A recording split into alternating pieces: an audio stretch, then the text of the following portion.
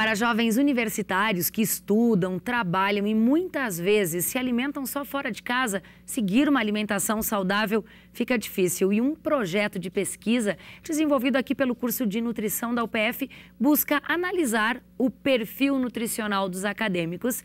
E esse estudo é o tema do programa Universidade Aberta desta semana. O programa vai ao ar hoje, às 8h30 da noite. Quem não pode assistir hoje tem outros 2 horários, amanhã e quinta, às 8 da noite. A semana começa com tempo encoberto, com possibilidade de chuva em Passo Fundo e região. Confira a previsão.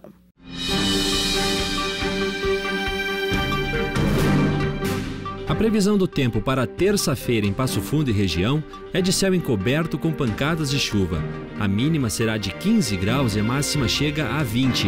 A quarta-feira será de tempo nublado em Passo Fundo, mínima de 14 graus e máxima que não passa de 18. Hoje comemoramos um dos acontecimentos que contribuiu com mudanças para o nosso país. 7 de setembro, dia da independência do Brasil. Essa data é comemorada desde 1822, quando Dom Pedro pronunciou aquela famosa frase, o grito, independência ou morte.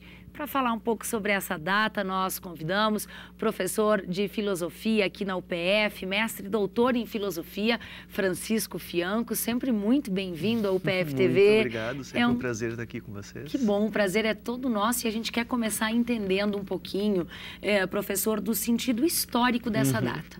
Então, agora enquanto tu falavas, né, a gente tem essa construção da imagem da independência do Brasil como um grito, como um processo heróico, né, como um sujeito a cavalo, né, tem até o registro pictórico dessa construção, quando na verdade me parece que a gente deveria questionar e tentar entender um pouco mais como isso realmente se deu. Ele muito provavelmente estava montado num burrico e não num cavalo, e não deve ter gritado nada, porque ninguém estava dando muita importância porque ele estava falando. A gente acha o processo de independência como um processo de ruptura, quando contextualmente ele não foi ruptura, ele foi simplesmente uma lombada na continuidade. Não houve uma guerra de independência, não houve uma migração das esferas de poder de um estrato social para outro, houve simplesmente uma transferência de poder de um grupo para outro grupo, na medida em que o grupo que detinha o poder anteriormente não estava mais interessado no ônus de administração desse novo processo. A gente pode ver que o Brasil é um dos únicos países da América Latina, acho que o único, que se liberta da matriz, da metrópole, e continua sendo uma monarquia. Todos os outros viraram repúblicas, né? O Brasil ainda vai demorar mais 80 anos, mais ou menos, para virar uma república, daí em 1889, com a proclamação da República, que talvez a gente devesse comemorar muito mais do que especificamente essa independência fajuta, porque isso realmente transformou, não solucionou, mas transformou a estrutura de poderes do nosso país, né? Que observação e que reflexão a gente pode fazer trazendo esse dado histórico, professor, para o que acontece hoje no país? Tenho a impressão de que nestas comemorações, nestes desfiles, desfile é muito engraçado, o termo desfile é muito engraçado. A gente, em primeiro lugar, tem uma expressão de patriotismo massificado, né? Esse é mais ou menos como a Copa do Mundo que a gente comentava na época. O sujeito é patriota, é orgulhoso do seu país, mas ele não sabe exatamente por quê. Ele mas não parou para pensar. Mas a cada 4 anos... Ele está lá comemorando de verde e amarelo. Ou exceto a última, não é? Depende, algumas pessoas comemoraram. Ou ele sai à rua para ver o exército desfilar. Quem participa? Olha que eloquente é isso. A grande participação dos desfiles de 7 de setembro são as Forças Armadas. Claro, eles têm todo um processo ideológico de patriotismo e tal, que faz parte da função deles. Só que a gente para e percebe que é o único meio de expressão através do qual o Estado consegue se fazer visível ao cidadão, é o seu braço coercitivo. Em todos os outros aspectos, o Estado é totalmente ausente ou falho. A gente não vê outros ramos do Estado desfilando com pompa e garbosidade, a menos que sejam obrigados, como no caso da educação, que às vezes os professores são obrigados e as escolas são obrigadas. Isso é muito eloquente para falar do que é o Estado hoje na nossa vida. O Estado hoje na nossa vida é um parasita. A gente está vendo isso no nosso contexto político e econômico atual. Professora, para a gente encerrar, a gente queria falar ainda sobre patriotismo, algo que pode ter sido resgatado nos últimos anos com movimentos sociais. Como é que a gente interpreta esses movimentos? A gente tem essas manifestações dos últimos anos, desde 2013, né? E isso é uma outra face do patriotismo. Eu falava de um patriotismo massificado, a gente pode entender essas manifestações como um patriotismo crítico. Na medida em que o sujeito vai à rua, não é uma data especial, por mais que isso seja ou não vinculado ou manipulado por blocos políticos, né? Essa expressão de patriotismo crítico vai à rua para reivindicar direitos. O que a gente tem que pensar, e se a gente for fazer essa análise, às vezes é um pouco triste, é o quanto esse patriotismo crítico ele realmente e efetivamente transforma a sociedade e não termina sendo simplesmente uma outra metáfora daquele processo de independência que a gente viu no 7 de setembro de 1822. Ou seja, uma manipulação e uma estabilidade que se finge de transformação. Ou seja, a pergunta que fica é, será que esse movimento é legítimo ou é uma cópia de outros movimentos que não foram tão reais assim? E por mais legítimo que ele possa ser, será que ele é eficiente? Será que ele realmente transforma alguma coisa ou ele só tranca o trânsito nos feriados? Um bom tema para pensar nesse feriado de 7 de setembro e nos demais dias do ano. Professor, muitíssimo obrigada. Eu que agradeço. Uma boa semana. Obrigada. Obrigado. Manuela e Augusto Espessato, karatecas apoiados pela UPF, já estão em São Paulo para participar do Campeonato Sul-Americano de Karatê-Do. A competição vai acontecer de quinta a domingo e a preparação dos atletas começou há 2 meses.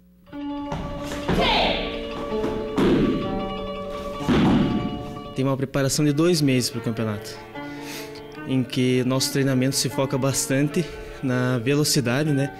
E na força de expansão do nosso golpe. O meu treino é um pouquinho diferente do Augusto, né? Já que a minha categoria é adulta, então eu tenho que me empenhar um pouquinho mais, já que eu tenho um pouquinho mais de tempo que ele, por causa dos estudos e do trabalho. O meu treino é de manhã e de noite, então eu treino 2 horas por dia. Daí eu intercalo, ou é karatê ou é parte física. Além da parte do treinamento físico e técnico, nós temos um aparato, toda uma equipe para me ajudar, né? Um atleta tem que ter uma alimentação saudável para que consiga render. Afinal, são todos os dias de treino, né? Eu só descanso no domingo, bem cansativo, né? Então eu tenho que ter também repouso, muito repouso.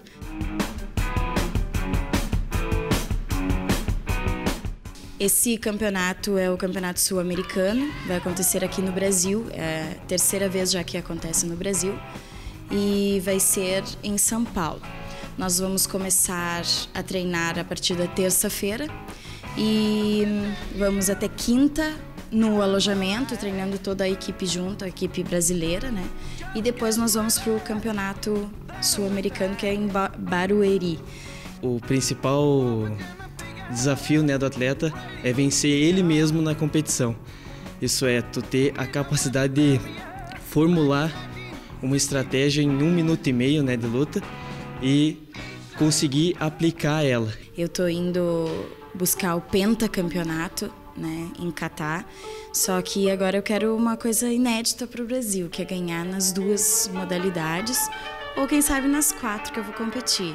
Como eu venho há uns 3 anos vindo bem no Campeonato Brasileiro, eu fui convocada para as 4 modalidades, então é um feito bem grande para mim e eu estou em primeiro lugar no ranking, então eu estou com as melhores expectativas de pódio para as 4 modalidades.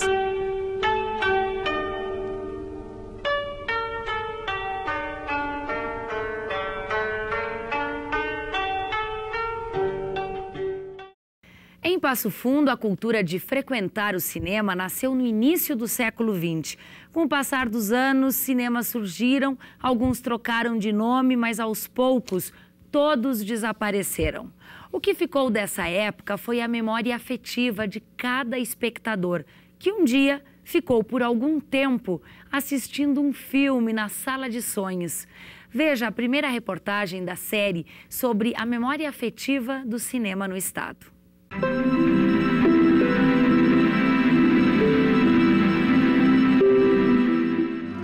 O cinema é uma paixão coletiva que faz rir, sentir medo ou se emocionar com histórias e personagens. Um lugar onde os sonhos podem criar asas e voar pela realidade.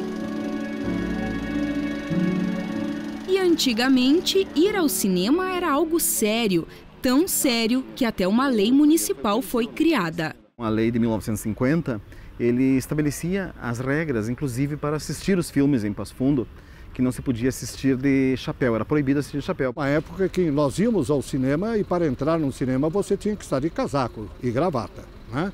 Era uma condição fundamental para que você entrasse no cinema.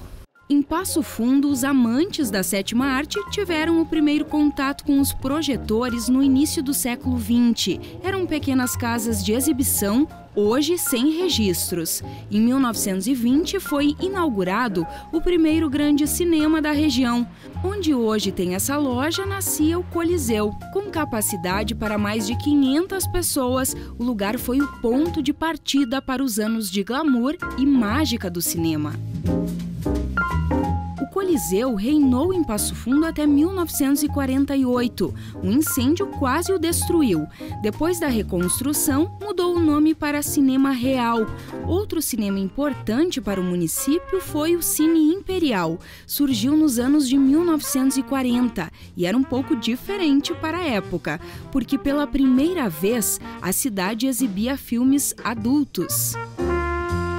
No final da década de 1960 surgiu o Cine Coral. Era o quarto cinema em funcionamento na cidade, mas não durou muito tempo. O motivo? Ficava longe do centro de Passo Fundo. O Cine Teatro Pampa talvez tenha sido o mais conhecido de todos os cinemas de calçada da cidade. Foi inaugurado em 1962 e se tornou a mais luxuosa casa de espetáculos do interior do estado. Na plateia, cadeiras estofadas e um espaço para quase 2.000 pessoas. O Cine Pampa funcionava em frente à Praça Marechal Floriano, bem no centro. Para o Gilberto, foi aqui que cresceu o amor pelo cinema. Ele estava na inauguração e lembra do primeiro filme que foi exibido. E me lembro até hoje do filme que passou aí, né? Que era um filme chamado Candelabro Italiano. Era um filme de romantismo da época do esplendor do cinema, não é? E as lembranças não param por aí. O Pampa, nessa época, tinha aquele esplendor das cortinas, né? Então, os espectadores entravam no cinema, sentavam, né? Tinha o chamado baleiro balas, né? Baleiro balas. Era um rapaz ou uma moça que vendia balas, chocolate. Eram cinemas muito bons e muito bem frequentados. Na época, muito bem frequentado. E ir ao cinema era muito mais do que só ver um filme. Nós ficávamos na frente do cinema um tempo antes de começar o filme, fazendo uma troca de gibi, que eram as histórias infantis que nós líamos muito, né? Aliás, todas literatura em quadrinho, que nós trocávamos entre amigos ou conhecidos ou outros frequentadores do cinema, nos matinés. E o seu Mário, que trabalhou como operador de cinema por quase 30 anos em 3 locais da cidade. Eu iria até 90 anos, se Deus quisesse, né? Ou mais, que é amor. Salário é preciso e gosto. Tem gente que gosta, mas não tem aquele amor. Então eu orgulho disso aí, de poder fazer alguma coisa e aquele amor, né? E para o seu Domingos, não era só o glamour que encantava, era o romantismo. Naquele tempo eu achava bastante romântico. Para mim o cinema era uma coisa assim, um lugar bacana até para os namorados, né? Chegar e sentar no escurinho do cinema e assistir um filme junto, era interessante. Muitas vezes a gente chegava aqui, o professor não aparecia, aconteceu muito disso aí, né? Aí então nós tínhamos um carro para 4, 5 pessoas para voltar, enquanto os outros estavam na aula, nós vínhamos para o cinema. Então... Para ele, as sessões de cinema eram especiais, fascinaram tanto que, na época, ele ousou fazer um filme. Na foto de 1975, A Lembrança da Câmera. Pelo fato de ter feito esse filme, eu voltei àqueles anos lá, na calçada. Chega ali, o pessoal olhando o cartaz, já querendo saber qual é a história antes, só olhando os cartazes, né? Apareciam ali. Então eu voltei ao passado com isso, porque é uma coisa que eu fiz exatamente como era feito há 50 anos atrás.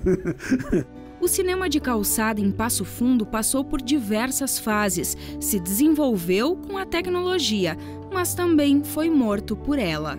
É irônico, mas o cinema de rua, na verdade, ele morreu quando a gente entrou na civilização da imagem, por mais irônico que seja. A partir do momento em que a gente começou a ter mais e mais imagens no nosso celular, imagens na TV, como a gente começou a ter cada vez mais acesso às imagens, a gente acaba tendo a morte do cinema. A sessão do VHS, a sessão do DVD, do Blu-ray, da internet e principalmente a pressa do mundo moderno. Ninguém mais hoje pararia o carro em frente a Marechal Floriano para vir ao Cinema Coliseu. Ninguém mais iria simplesmente se deslocar ao cinema com a ausência de tempo que a gente tem só para ver um programa de cinema. O glamour de uma época que hoje fica nas lembranças, no saudosismo, as histórias contadas, a mágica que acontecia nas grandes telas, a troca de gibis, os amigos feitos na fila da bilheteria. Aí depois eu saí do filme conversando, tu viu, né? O cara isso, quer dizer, ficava comentando o que acontecia na história. Então é uma coisa assim que hoje não acontece mais, né? O cinema deixa saudade, realmente.